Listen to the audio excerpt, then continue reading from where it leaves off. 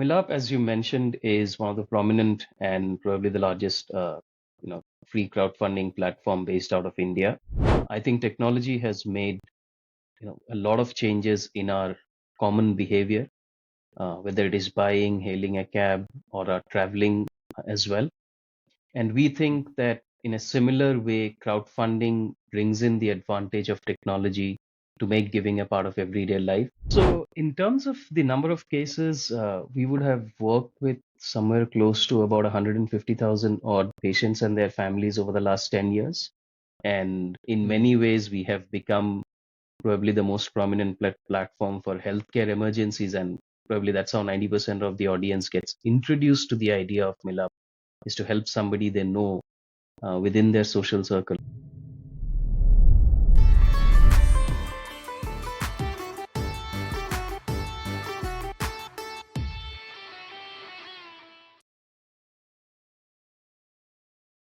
Hello and welcome to the Indian Diaspora Podcast. We have a very special guest today, Mayukh Choudhury.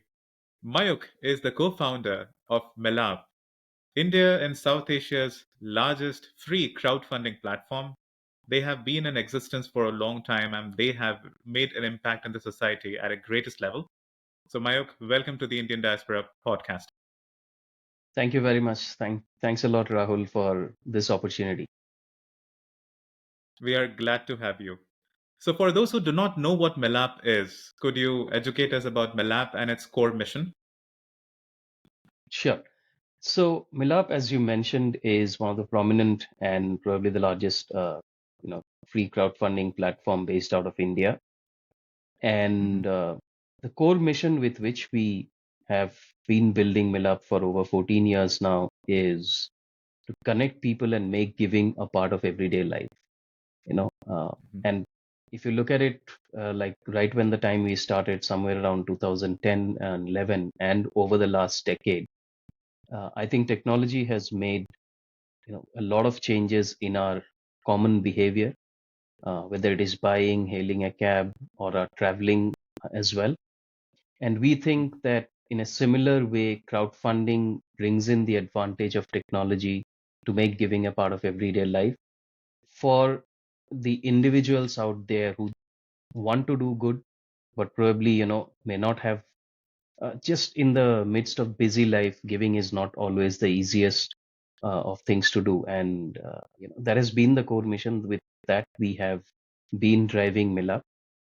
Yeah, it's interesting that as a part of that core mission, eventually, the way the users wanted to use the platform, and we saw people kind of coming together to help each other uh, over a period of time. And in the last 10 years, we have moved more and more towards being a crowdfunding platform for healthcare emergencies, where people are using Milap majorly for, you know, uh, extreme healthcare treatments where the costs override so much that they would run out of insurance savings, and probably as the last resort, seeking help from the social circle is what remains. So yeah, frequently we see people benefiting from the platform and raising money for cancer cure, organ transplants, trauma cases as well. So yeah, I mean, started with the core mission of making giving a part of everyday life. Just kept following what the crowd wanted us to do, where people find the value in Milap. And in many ways, we have become probably the most prominent platform for healthcare emergencies. And probably that's how 90% of the audience gets introduced to the idea of Milap, is to help somebody they know within their social circle for helping that person battle with a medical emergency. So, So Milaap has been in existence for last 14 years and you have been yes, impacting life for that long. That's yes. that's really Yeah, amazing. we have been Thank around. We have been, shuffling a lot in terms of the models with which we wanted to kind of yeah. bring crowdfunding in the picture. So started with hmm crowdfunding platforms specifically for rural causes, because yeah, back in those days, both me and my co-founder Anuj, we were on our discovery trails in trying to understand rural India. I was involved in Mm. various grassroots business models from solar lanterns to agri-financing. Anuj was super Mm. excited about the emerging market of microfinance back in those days. And that's where the Yeah. idea came in, to bring crowdfunding and rural India together. Over a period of Yeah. time, we wanted to just open up the platform, wanted to see how people use it. And yeah, as I said, the wish of the crowd is our is the command that we follow. And it's just like that, people believe that crowdfunding could be of real utility and at scale for medical emergencies, and disaster relief probably would be the second most important relevant cause, and we just followed it. Yeah, but interestingly, as the behavior of donations build in, today we are Hmm. seeing a lot of diversity in terms of the fundraising. I think today we are seeing a more evolved giving culture as well, where a lot of pets Hmm. and animal causes are coming in. People are trying to fundraise for environmental causes, for other causes as well. So I think, yeah, it's been a super interesting journey. Congratulations on Thank you both the very much. co-founders. Do you have any statistics to share with us? How many uh, cases have you raised funds for? Um, Sure. how much fund have you raised in total, for example? Yeah. So, in terms of the number of cases, we would have worked with somewhere close to about 150,000 odd patients and their families over the last 10 years. Wow. And that would Mm. be somewhere close to 80% of the fundraisers that we would have hosted. The remaining 20% would be shared, say, on various other causes. Mm-hmm. In terms of uh, the the donor base, I mean, it's spread across 130 countries. We fundraise for India. The causes are all for Indians. But Mm-hmm. we, over the period of last 10 years, probably have become a gateway of giving for India, specifically when Mm. it comes to the audience or individuals and professionals like probably you and me. It's Yeah. it's not, as I mentioned, it's not always easy in the busy lives that even if we want to do good, how do we go about it? Mm. And we are happy that we have been able to provide that avenue. And Mm. interestingly, yeah, I mean, we'll speak about it a little more in the Yeah. as we go forward. But 300,000, or actually 330,000, I think now, uh, of base of donors and well-wishers in the United States, all built with probably word of mouth and organically, is something we are Yeah. amazed and proud of at the same time. That's great. That's the testament of the brand you have built here in the diaspora, but also the lives you have touched in India. Thank you very much. And I love what you said. Milaap is the giving platform. It's the gateway to India for the diaspora to help. And I'm sure a lot of diaspora all around the world who are watching this video are going to further support the cause of Milaap. Thank you very much. Mayukh, We definitely wish to. Yes, absolutely. Mayukh, I want to go back to the genesis of Milaap.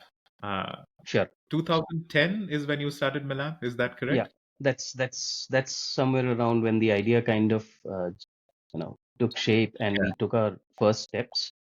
Yeah. The genesis is interesting, right? I believe you have spoken with a lot of entrepreneurs, and a Yeah. lot of times I think the experience or a personal experience or an incident in the life of entrepreneurs would be the kind of spark for a lot of ideas, and that's how Hmm. companies have been built. We Okay. probably have a little different genesis overall, and what I think the best words to put there would be the very phase of life through which Anuj and I were going at that point is Hmm. what eventually culminated in Milaap. So let me take a step back. And Hmm. this is when Anuj was a student with the National University of Singapore, got Okay. thoroughly inspired by, I think, C.K. Prahlad's Fortune at the Base of the Bottom of Pyramid. the pyramid. Yeah. And yeah, and was completely bowled over by those ideas and joined in, and to understand microfinance. I Hmm. did my engineering from IIT Madras, then went on to do my management from India in IIM Lucknow. I was doing Hmm. a consulting in Dubai. Uh, did it for a year and a half. For some reason, just felt like I wanted to understand India a little better. Uh, Hmm. Probably spend some time in the hinterlands. So that's when I was involved in various aspects of, right, multiple businesses at the grassroots trying to understand it. We crossed paths, and yeah, for some reason we just kind of germinated the idea that there is definitely a dearth of capital in the hinterlands or in rural India. We could Mm-hmm. see that a diligent effort does be a success because we had seen the early days of microfinance success. So we thought that Mm-hmm. there could be, further, a lot more would happen over the next decade. Mm-hmm. And we said, okay, why not give it a try for a couple of years and see where things go? Never thought that Mm. after 14 years, I will be speaking about Milap still. And Yeah. yeah, the terminology has changed. I mean, we used to speak a lot about rural India. These days, we speak a lot more of healthcare emergencies, different types of, critical ailments. But yeah, in some Yeah. way or the other, we are happy that we've still been able to take that mandate in terms of how do we make it easy for people to give? How do we make it easy for them to connect with each other? Yeah. So yeah, so that's the Excellent. genesis. It's Yeah. Thank you for taking us to the story. A lot of people love to understand the story of an entrepreneur and the story behind the brand. And I'm sure a lot of entrepreneurs around the world are going to resonate your story and the calling that you went for. I mean, you came from esteemed institutions like IIMs and IITs in NUS, Singapore.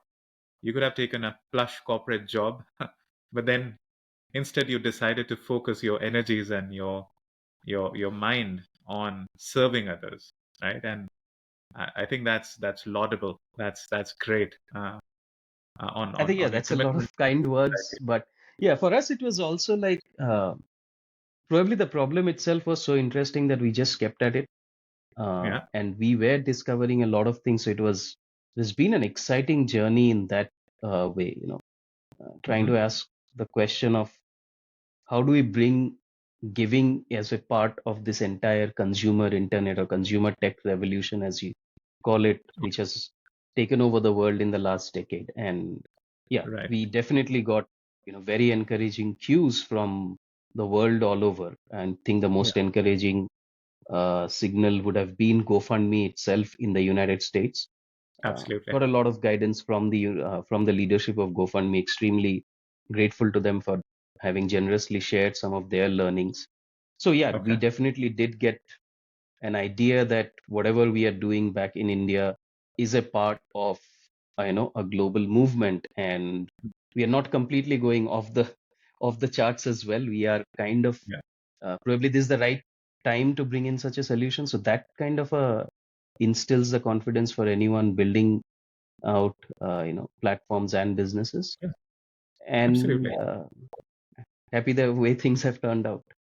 Yeah. Excellent. Excellent. Now let's talk about technology. Actually, Sure. you talked about technology as an enabler, crowdfunding platform, learning from global giants like GoFundMe, and the close interaction you've had, right? In your 14 years of um, setting up an infrastructure and doing the volume of work you spoke about, how has the role of technology evolved over time? And speaking of AI or other trends like blockchain or what have you, how do you see technology further impacting the business of giving and making social impact? Thank you very much for asking this question. This is something that, most of the discussions we don't get into these nuances, but again, super glad that you definitely asked this question. So I'll take it from a very simple perspective of how we looked at technology and giving. Hmm. Let's roll it back 10 years back, if we were to move on. So when Hmm. we started 2011 to 2015, that particular phase, a lot of Hmm. our talk about technology was how do we make giving as easy as buying something on an e-commerce platform. You're able to Yeah. swipe your card. So making it easy, making it that inclusive, making it spontaneous has always Hmm. been was the primary way we were approaching the problem, Hmm. right? If you were to move it and fast forward it to the world of, and specifically India of 23-24, the entire audience is connected with your mobile payments, Google Pay and Phone Pay and whatnot. So then the Mm-hmm. natural question comes in is that what stops people from just giving to each other? People are sharing money all over, and it's fairly easy. So it's not just about the spontaneity. And we Mm-hmm. then discover that the real role as a technology platform, or probably if you were to use the word marketplace for us, is to ensure that there is trust and verification at an extremely diligent level. Mm-hmm. Sanctity of the marketplace is what probably is the core that we serve today and is our core message. Mm-hmm. People are connected. They are connected with mobile payments. However, why do they need a third party platform? Just to ensure that with all the checks and balances, should something still go wrong, which is probably 0.1% of the cases, they have a recourse of going back to someone. They have a Mm-hmm. recourse of going and asking the question to Milaap, and Milaap kind of going and digging deeper and figuring out what's there. What it does is that it completely changes the mindset of the donor when it comes to that entire question of how do I know that the donations will be put to right use? Mm-hmm. And the core value that we add in the ecosystem today, I would say, is answering that question. That we will try to put a system in place, trust and verification system in place, which will have progressive levels of checks and balances. And we will take the accountability if, even if after all those checks and balances, should something go wrong. That's how technology's role kind of evolves as time goes in, and it's kind of never static. That said, the entire question of accountability or transparency out there, that Mm-hmm. has remained as a common theme, and technology, and it's a combination that we use. You mentioned about AI. So the Mm-hmm. way this entire trust and verification system works is threefold. One is tech and data, in terms of Mm-hmm. understanding, okay, what are the prices? If somebody is claiming that there is a particular kind of a treatment to be done in a certain city in India, we today have a price range, and we understand that, okay, is it within that ballpark? So that's your data. The second is processes, in terms of diligently following a certain set of processes and verifying that the person exists, the ailment actually is true, and the cost structures and the bills are in place. And the third one is network, which is about, we know all, probably all the major tertiary care hospitals in the country, because we would have worked with them at some point of time or the other. And more Mm-hmm. often than not, a verification is a phone call away. Where AI comes in the picture of all of these things is to make things easier. Understanding the data, we have started kind of understanding it using AI bots, in terms of can we do it faster, kind of doing some of the checks and balances on the processes, like reading up through the documents. I would have loved if I could have claimed that we are able to read through the medical bills using AI, but I think we are still a little uh, away from that, but we are trying to go there. So yeah, what AI will definitely do is all these use cases where it could even be time or people intensive, it could just make things faster. But again, AI is a tool that enhances the way we look at using technology. It doesn't change the way technology kind of addresses the human behavior.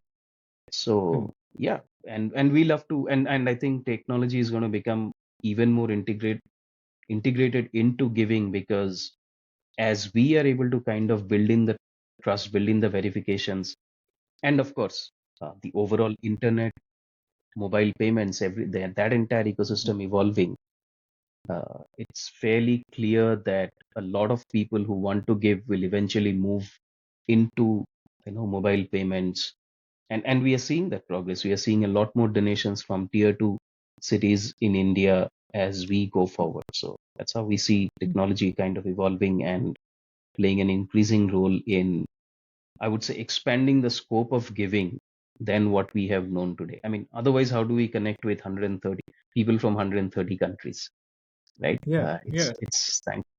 I want to make this point here, Mayukh. In the Western media, you would often hear them saying that Indian business people have to contribute more to society, and there are a lot of philanthropists, in the West, and universities and colleges are named in their name. But I'm positively encouraged by seeing the contribution Indians in India from tier two cities, right? but also Indians from 130 countries have been making to Milaap over time. So I think that's a very, very important data point on the social contribution Indians have been making besides holding grand weddings. That takes a lot of media focus as well, right? Yeah, I So, think the behavior definitely exists, and it's a super strong behavior that we see. We see intent at all levels. It's again, mhm, we are an emerging economy. At every stage of the economy, things are different. But given mhm, the stage of the economy that we are in and the progress that we have seen, and we should also mm, remember one thing is that uh, Indians are giving. We give a lot within the social circle, like whether it is the domestic help, whether it is someone I know in the neighborhood. So a lot of the mm, giving behavior today is offline, which does not get captured in our intent, right? mm, I mean, how many times have you seen, people in the neighborhood helping each other? mm, It's extremely. I mean, it's quite prevalent. How many times have we seen people helping their domestic help? Helping mm, their drivers. So I think that behavior definitely exists. It's just that it's still as we kind of it's a lot of it doesn't come out online. So yeah, perceptions are formed, but we definitely, I mean, the fact that we have survived 14 years and the fact that we have been able to build a trusted donor base, I definitely vouch for the fact that there is an absolute strong intent, which is definitely going to increase as we go forward amongst Indians to give, whether it is for their, I mean, within their social circle, or whether it is for causes that they believe in.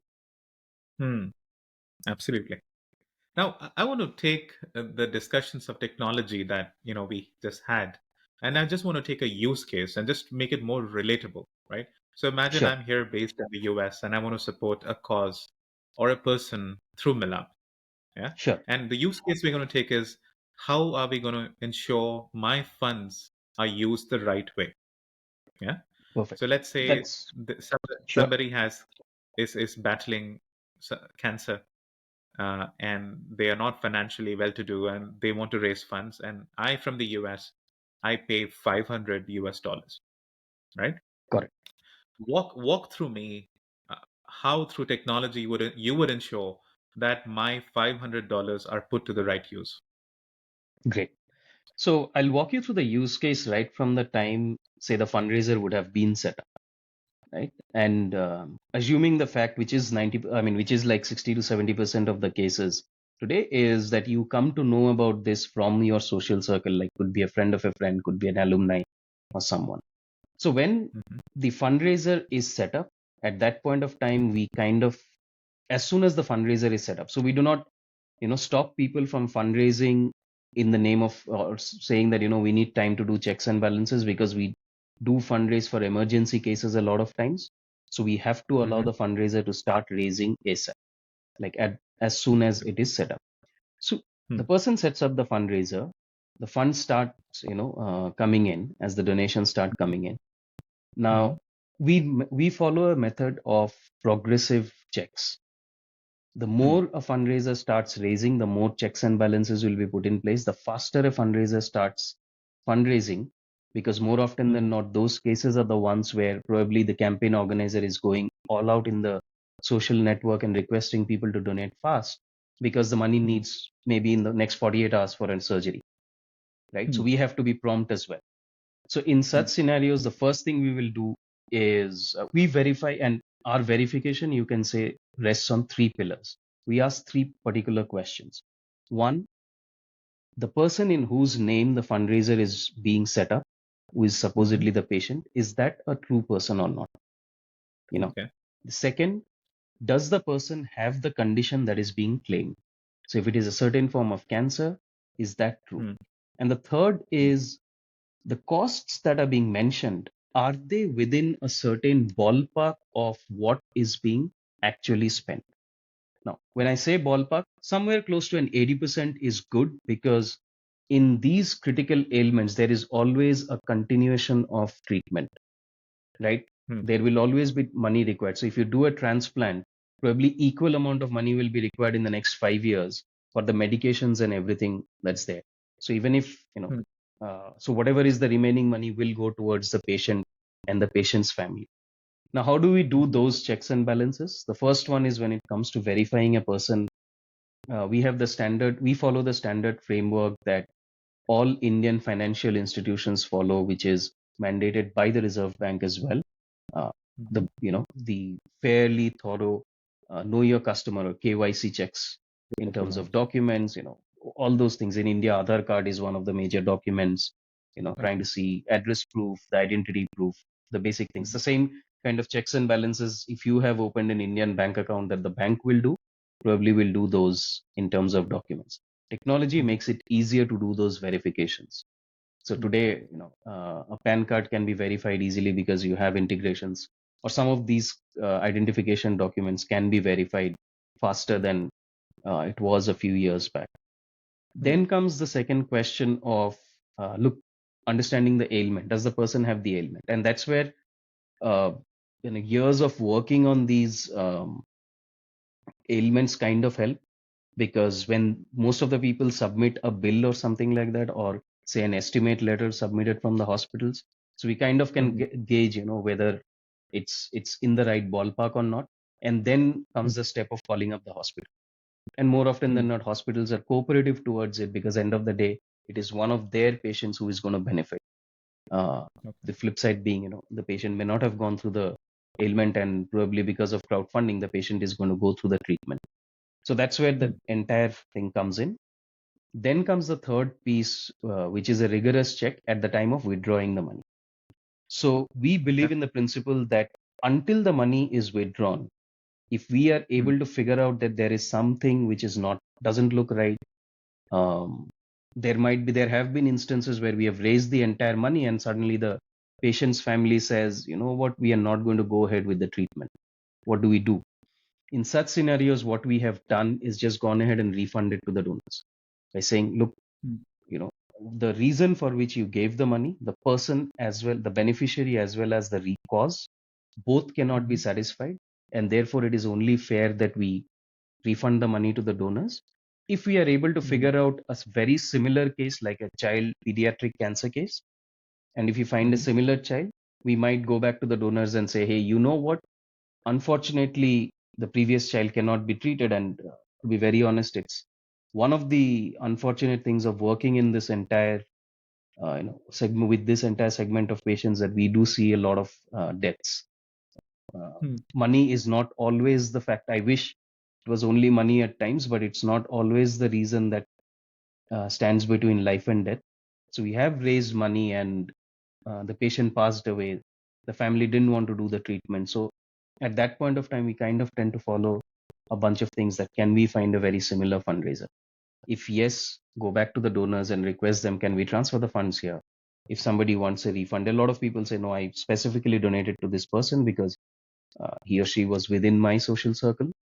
Uh, Please refund it to me. I'll donate some other time. Fair enough. That's absolutely the right call, and donors' words are paramount always.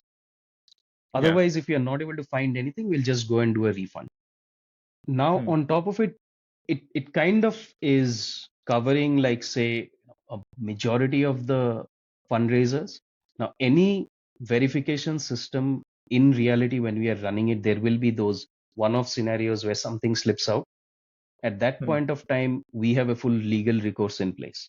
While Milaap pursues the legal recourse, more often than not, when it comes to medical fundraisers, we are actually able to Mhm. provide that refund to the donors, saying that, you know what, something kind of, there was a loophole in the process, which is a continuous improvement, happens probably once in a few months. One fundraiser might have happened out of the thousands that are going through. And we just go ahead and refund the money to the donors, and so that the donor Mhm. confidence on the platform is instilled. Because if you look at the core of it, the zeroth principle on which everything rests is the fact that Mhm. donors trust the platform and donors want to donate. Mhm. Nothing happens if that intent is broken, right? Right. So, to answer your question, we do whatever it takes, because that's central to our existence, that the trust and the faith of the donors is maintained. And as I Yeah. mentioned previously as well, in today's connected world, that is the sole reason why a crowdfunding platform should exist in the ecosystem. There is practically Yeah, no other reason. I mean, that's the central purpose that we serve today. absolutely. Now, thank you for walking, through that use case, right? Now, I want to reflect back on the volume of transactions that you might be handling. Uh, imagine doing a checks on every case, right? How do you manage the logistics of uh, doing verification, ensuring that the withdrawal is correct? How do you manage the entire logistical operations of a large volume of transactions or use cases that you Sure. have under your platform?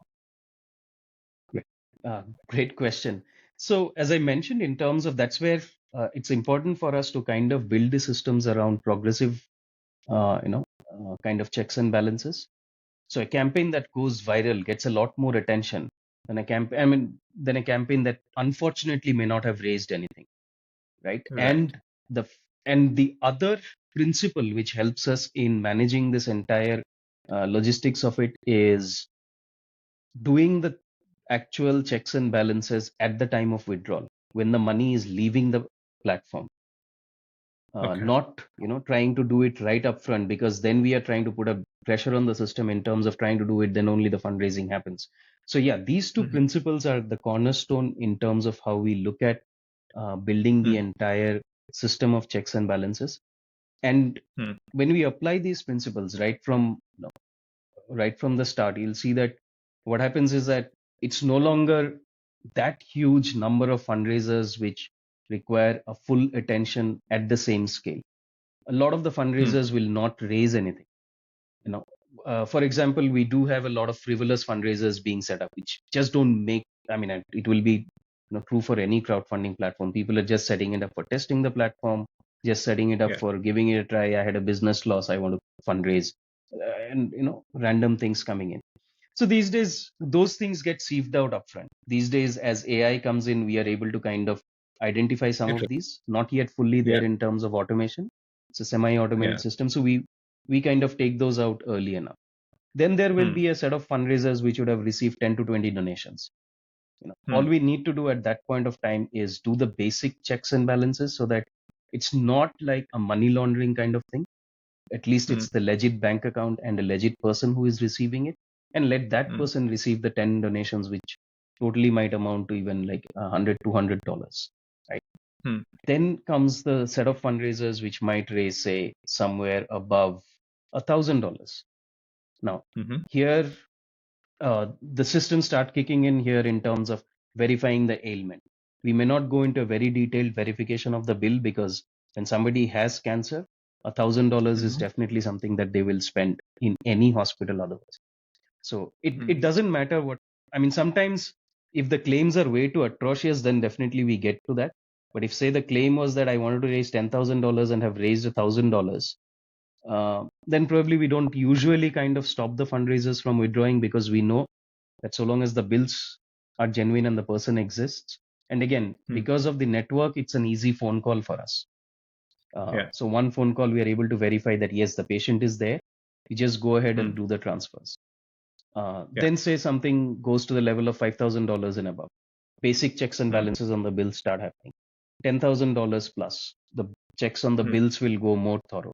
And the moment, what is helpful is that people are kind of withdrawing money as and when they need it. So that Hmm. helps us in a way, and we allow them to raise withdrawals as and when, at any frequency, at any point of time. But Hmm. what we have been able to establish is the communication that for every withdrawal we need a supporting evidence. We need a bill. Hmm. It could be a past bill. It could be a Yeah. estimate. It could Hmm. be an estimate as well. And therefore, Hmm. based on that, we will do the checks and balances. So once that grading is done, then Hmm. what we have seen is, and put the grading in the right way, put some technology as and progressively use technology.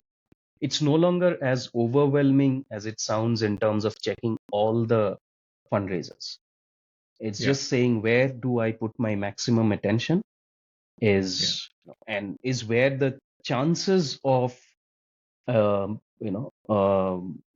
fraudulent activity happening is the highest. That's where the attention should go. So that's how progressive checks and balances kind of help in managing the logistics. I hope I was able to address your question. Yes, yes. The short answer, yes, and I'm sure all of us understand the logistics that goes behind managing this. And in fact, that brings me to the question. You mentioned that your platform has is 0% platform fee, right? Yes, Uh, correct. and so one would wonder, how do you manage to sustain the Hmm. platform for 14 years when you do not have a platform fee and you're trying to bring in the technology in a crowdfunding scenario where there are different people you're serving, right? So how do you ensure Sure. to sustain yourself? So we are at 0% fee means we do not mandate anyone in terms of paying a fees. We survive and our entire operation survive on generous voluntary tips by our users. Okay. It's quite similar to the model that GoFundMe also practices in the United States. Okay. The tipping model, the voluntary tipping model, as we said. Now, it is Yes. interesting. What's more interesting for us was the time when we transitioned from the fixed fee model to the voluntary tipping model. And this is like 2020, in the middle of the COVID crisis. So one of the Hmm. interesting things was, on principle, even when we used to charge a 5% or differential fees based on whatever additional support people needed, we have Hmm. never charged for disaster relief. Right from 2015, when donations came up as a prominent thing, and we did Chennai floods back in the days, a huge amount of fundraising was done. We put in principle that we'll never do a fundraiser for disaster relief, and that Hmm. tradition continued. Comes the first wave of COVID, which, because of the lockdown that we had to impose, and which was probably necessary at that point of time, it also meant that a lot of people were out of livelihoods in no time, like overnight. Hmm. And there was a huge fundraising being done on Milaap to kind of to alleviate these challenges that people had. We were working with Uber, we were working with Swiggy, which is the largest food, one of the largest food delivery platforms in the country, and numerous individuals were trying to help each other. And on principle, it's disaster relief, so we don't charge anything. But that's 90% of the volumes, because all the hospitals are shut and none of our Hmm. regular medical campaigns are going on. And interestingly, we had a bunch of our donors who Hmm. actually understood the scenario and said, "How are you guys surviving when day in and day out you are doing only COVID campaigns for which you do not charge anything because these are disaster relief? How does the platform survive?" And to be very honest, we were like, we will figure it out, as we went through it, because it was just a lot of campaigns, and we saw very generous behavior from some of our donors where they voluntarily came and made contributions to Mila. They're saying, you know Hmm. what, for all the work that you guys are doing, let me put something for you. This is not for a fundraiser, but this is for the company in itself. That gave us the Yeah. idea. I mean, we knew that Hmm. GoFundMe and the United States, the tipping model had been in practice, but to think of it, and to think that back in India we could set up a tipping model, well, I mean, it sounded fairly crazy that point of time. But Yeah. then yes, the intent of some of our donors, and then rallying Hmm. with the team, me convincing the team that we had, I think we had 9 months of cash in bank, and if we ran a 3 months experiment, even if everything went wrong, I just told my team that you will get to know well in advance so that you know where to find your next gig. Be rest assured of that, and yeah, incredible support from the entire team. Still Yeah. remember eve of Independence Day, 14th August 2020. We decided to waive off all the fees for 3 months and go on to a voluntary tipping model.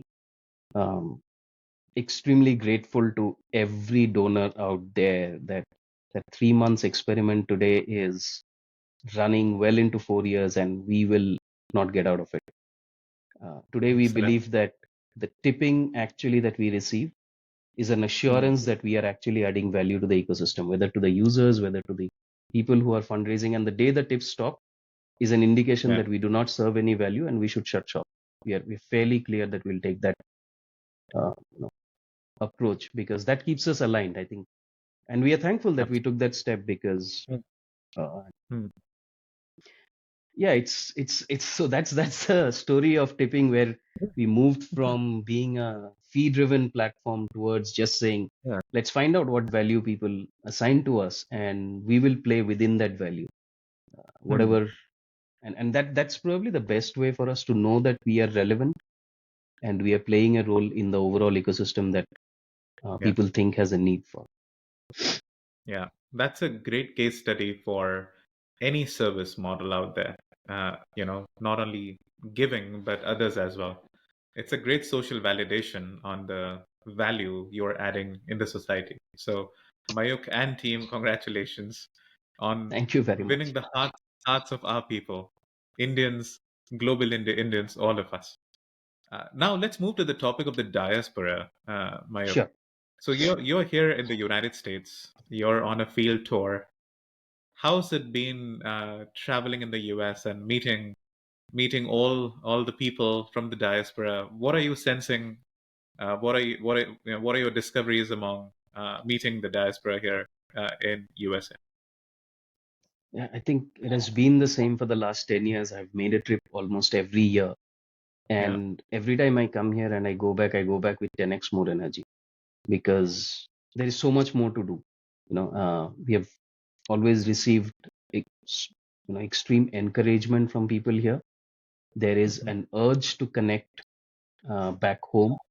And it is Mhm. not just the diaspora. It's very interesting to see that a lot of non-diaspora audience also kind of who can connect with various causes back in India and have friends whom they want to help. So and we see these connections emerge in so many different ways. It's like people who want to go and help their neighborhood where they grew up in, people who want Hmm. to help their friends who are back in India, people who want to help their colleagues with whom they worked at some point of time, people who want to Hmm. help their family. I mean, we have had an instance where a teacher from a primary school was facing a life-threatening emergency, and Mhm. it's just a particular class of his students. I do not remember. I mean, one year of the batch, one batch of his students just took on to the cause of raising money for him, and then the entire school joined in. And I think that particular fundraiser received donations from over 20 countries because that's how far and wide his students had kind of been living. Okay. And so we do see these encouraging stories, and I definitely carry that encouragement back. And I think that is what over the last 10 years we have seen a very strong and supportive audience of, as I mentioned, over 300,000, 330,000 to be closer, donors who have been built only in the US alone. Yeah. Hmm. And how are you spreading awareness of Milaap in USA? Great. So until now, if you look at the way the everything has been spread, it's been mostly word of mouth. I mean, the way people get introduced to Milaap is through a healthcare fundraiser because that's where the word spreads very strong within the social circle.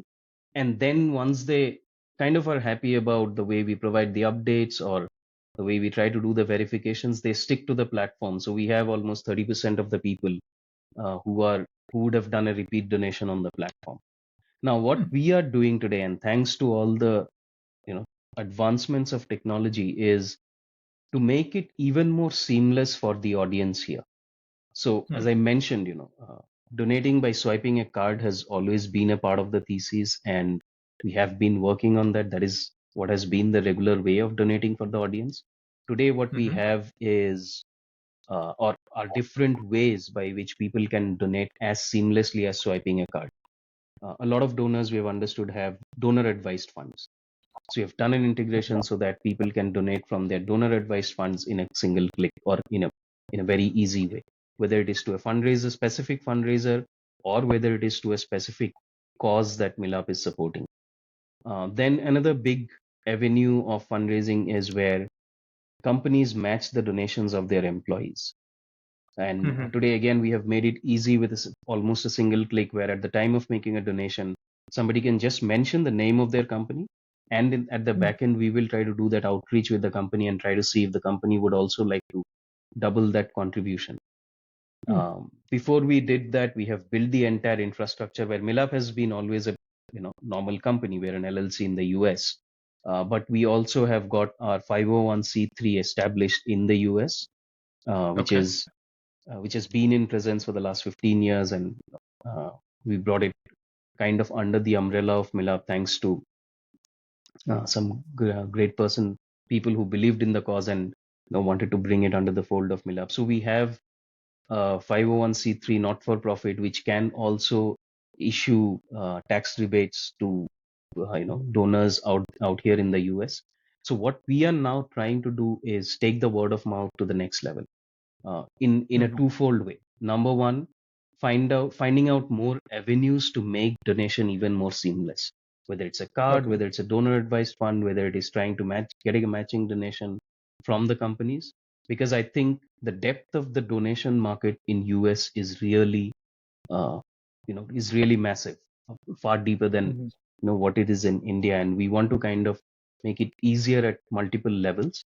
Second is just trying to talk to the diaspora in multiple ways, trying to talk to those who have a voice within the diaspora. I mean, that's one of the motivations why we definitely wanted to, get in touch with you, and we are really grateful for the opportunity that you have given us here. This is the way we want to kind of spread the Yeah. word, and as I mentioned, hopefully in the coming decade, position Milaap as the gateway of giving to India for the Yeah. everyday individual who is out here. Excellent. Excellent.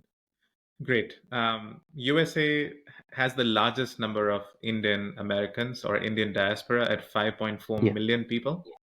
A lot of us are very successful, and it's often through giving. Uh, we stay in touch with our roots, and it's very, very meaningful and satisfying to be able to help the motherland and those in need. So I'm sure a lot of Indian Americans watching this will be further moved to be working with Milaap and, as you said, become the gateway of help for India. So with that, I want to move to healthcare. You sure. mentioned that healthcare has been the primary cause of help needed, by the people in India, and Milaap has been helping in this. And I'm sure in your work you have seen about the healthcare environment, healthcare practices in India and beyond. What has been your observation about the challenges in how healthcare is being imparted, and the troubles people face, and how we can help from the diaspora? So some suggestions, thoughts, perspectives on the world of healthcare. I would love to have from you. Sure. So, at the baseline of it, I mean, there are multiple opinions the moment it comes to healthcare, because, and Mhm. specifically when it comes to financing of healthcare, because I think in all the financing, if you look at it, financing of healthcare probably is the most complex, uh, you know, problem to solve per se. There Mhm. is, and I can tell you for sure that if we were to place an ideal lens, no healthcare financing system will pass through that lens. you know Mhm. every system out there, whether it is the way India finances healthcare, whether it is in Europe, or whether it is in the US, Singapore has a slightly different tweak to it. Every healthcare system will see challenges in terms of there are certain cases that face, or that may just slip through the system. So Mhm. I want to start with the point that, but at the back of our head, we have to realize that we have made tremendous progress in healthcare. Mhm. This At this point of time, at this juncture, probably we are at a super exciting phase of healthcare, as exciting as the time when we were getting our hands for the first time on antibiotics.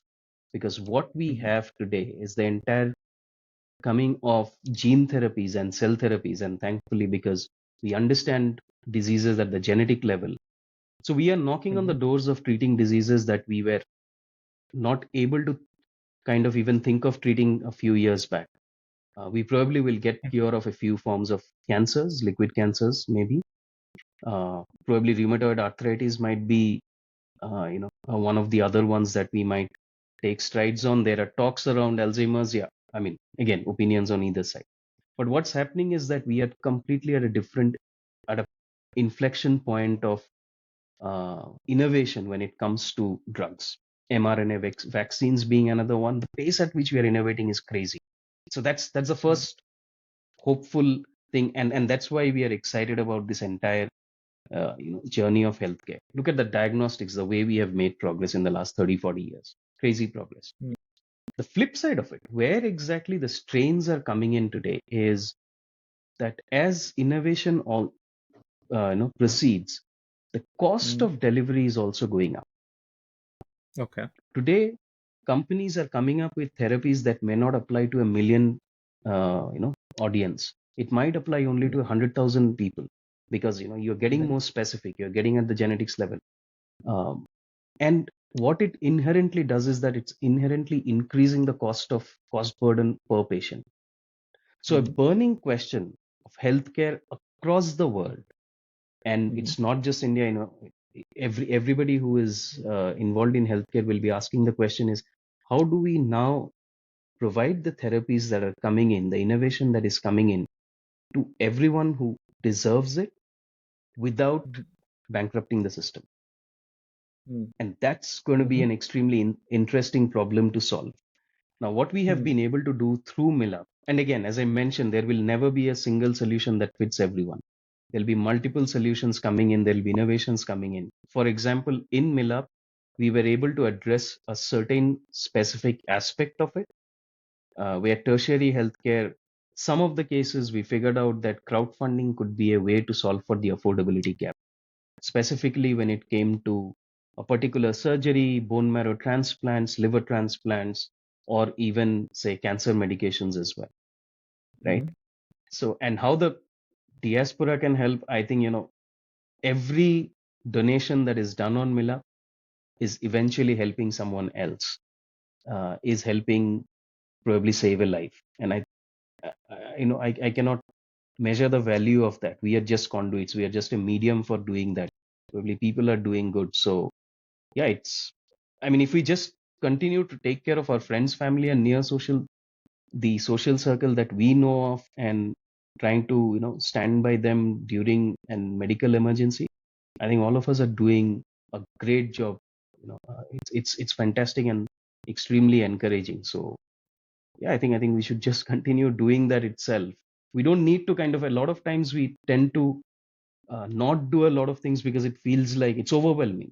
There's so many Mhm. problems. There's so many people not getting health care. What do I do?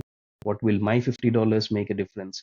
Well, probably your and my $50 make a difference to the life of a close friend of a friend who is today suffering from a life-threatening ailment. And I think that's invaluable to me. That every donation counts, and that's how we have built it over a period of time. Yeah. Mhm. Mayukh, I'd like to move forward to what you're going to do in the future. So, one of the ventures you're working is called Get Copay Help, correct? Yes, Uh, Talk to us about that. What's the mission of this initiative, and what problem is it solving? great. So, uh, taking my cues from the last question that you asked about healthcare affordability, I think Get Copay Help directly addresses that affordability gap. Hmm. We have worked with critical, healthcare and worked with patients throughout our life. So that's something that we know how to do, and that's something want. We are excited about doing it. So we want to continue our journey on that. And what we Hmm. have seen is, as a process of going through the entire journey of Milaap, working with 150,000 patients over 10 years, that medications are one of the major reasons why this affordability gap comes in. Because when you talk of cancer, 80% of it is actually drugs, chemotherapy, or these days immunotherapy, which are even more costly drugs that are coming in. Again, as I mentioned, innovation is coming at an unprecedented pace. Now the question comes up: how do we take it to people? And we Hmm. felt like this is a universal problem. It's not just restricted to India. Simultaneously, what has happened is, over the years, Milap has become a self-sustained revenue funded company. We didn't Hmm. have to raise any external funding. We have been running operations as a steady going concern. And we were lucky enough to be able to work with our colleagues who have come through the system and who have taken over the reins of the company in running its day to day operations. So that Hmm. gave the time for Anuj and me, founders, to move out from our day to day, to move out of the day to day operations move and think of what next for us. And that's what took us to, conceptualizing the idea of Get Copay Help, where Hmm. we are trying to address the US market with Get Copay Help on medication affordability. Talking Okay. specifically of the problems or the use cases. Now, when Okay. it comes to medications used in complex treatments and chronic and complex treatments like cancer or say rheumatoid arthritis, many times it's in rare diseases as well, or it could even be, these days, the allergies and even GI, or very simple, Ozempic, for example, which has Hmm. been, we have figured out that there are multiple benefits of Ozempic and other diabetes drugs. Hmm. Even though a significant portion of the population is insured, Hmm. we are seeing a continuous shift of, uh, you know, uh, money being paid by the patients, which is that the patient responsibility has been increasing across board in the United States healthcare. Now, Hmm. because of the high cost drugs, surprising statistics that we figured out was 2% of the prescriptions account for 51% of the spending on medications, right? Okay. 67% of the people find it difficult in the United States to continuously fill their prescriptions. Okay. Now, interestingly, there is actually a lot of help available for people Hmm. who are not able to fill the prescriptions because they cannot pay their part of the share. It could be an insured patient who is facing a challenge with the copay, or it could even be an uninsured patient who has to pay for the entire drug. And not Okay. many know about these solutions. Like it is said that, if you add up all the sources, which is from the drug manufacturer assistance, independent Hmm. foundations coming in today, the government of the United States is bringing in a bunch of solutions. It could be a significant sum to the extent of 30 or 40 odd billion dollars. However, even though these programs are present, probably 1 in 5 patients are actually able to benefit. So what we are trying to do with Get Copay Help is to bring in that or solve for that information asymmetry. We are trying to bring in that that information to the patients that, you know what, if you are facing a challenge with any medication and copay, there is very likely Hmm. help available, right? Hmm. So bringing that clearly to the patients and to their providers, we are trying to work with practices, infusion centers, patient assistance foundations, patient advocacy foundation, patient advocates as well who are working in these areas. And then, Hmm. because it is cumbersome to enroll patients in these programs, we are trying to say, hey, can we take over that administrative burden of these enrollment? So both matching a patient with uh, an assistance program that could be available, as well as then Hmm. walking them through the entire process of enrollment. Because that, I mean, knowing about an assistance is one thing. Actually going ahead and enrolling is, takes another kind of a process, takes another leap altogether. And we are trying to close in that gap. So that's where we are trying to address the affordability challenges through automating financial assistance for patients in the United States. We hope that, as we go forward, this will evolve into a global play. But again, given that, a major United States is one of the major markets for medications, and some of the most innovative medications are coming in the United States first. I think this felt like, US is the right place for us to get started on Get Copay Help. Absolutely. Speaking of healthcare here, one of the top reasons for bankruptcy in the United States is the healthcare costs if you're not insured. It's a Yes. massive problem to solve. And the healthcare system is very, very arcane, very complicated. And I'm very happy, Mayukh, that you're taking the bulls by the horns and you are applying your 14 years of entrepreneurship experience into this big problem you're solving.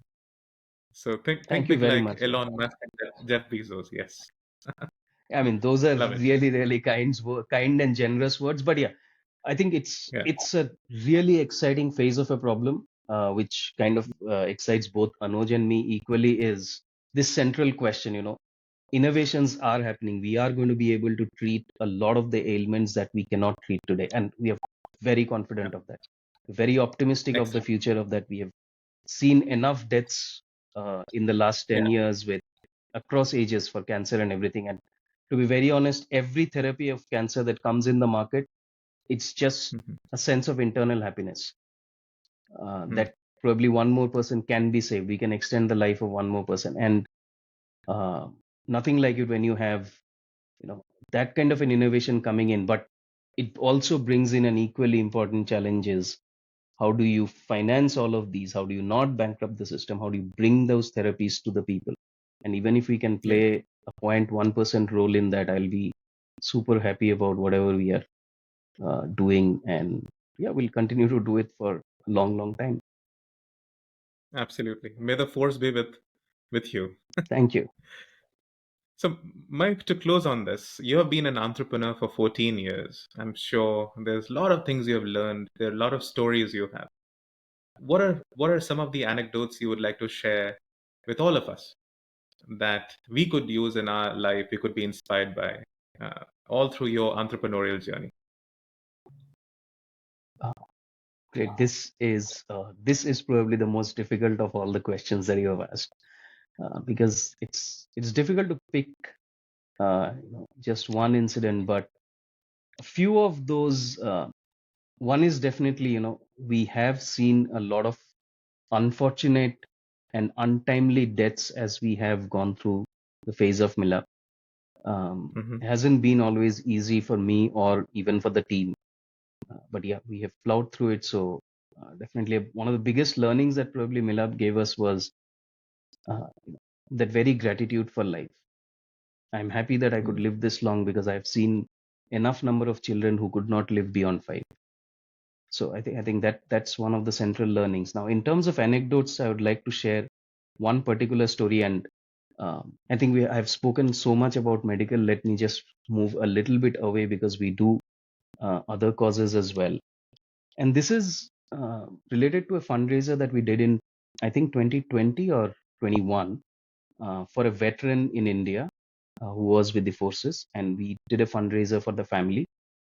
The fundraiser received a huge public support. It raised more than what it required, and the family and the campaign organizers said, "Why not use the excess funds for some other causes?" Which is done as a regular on a regular basis. Uh, One such cause or one such person who benefited from that particular fundraiser and from the complete goodwill of the family of the veteran was a very talented special child who needed support for training in a certain sport and from one of the remotest corners of the country. So went on, the funds went in to a certain extent, probably kickstarted the training, and after that, yeah, a lot more happened. Fast forwarded 4 years down the line, and uh, we hear that that child ends up winning an Olympic gold for India. That's where once in a while, we have seen successful people coming out of battling cancer successfully. We have seen people, coming out successfully from very complex surgeries. We have seen the flip side where funds were raised and people have not raised money. And people have not been, able to battle the ailment. So I think we have seen the entire roller coaster of emotions. And Mm. yeah, I'm happy that we survived 14 years because once in 14 years, maybe we get to celebrate of playing a point not 1% of an inspiring story of an Olympic medalist. So yeah, Yeah. that's what it gives us at the end of the day. Yeah, that is amazing. I call this the cycle of virtue. Good produces more good.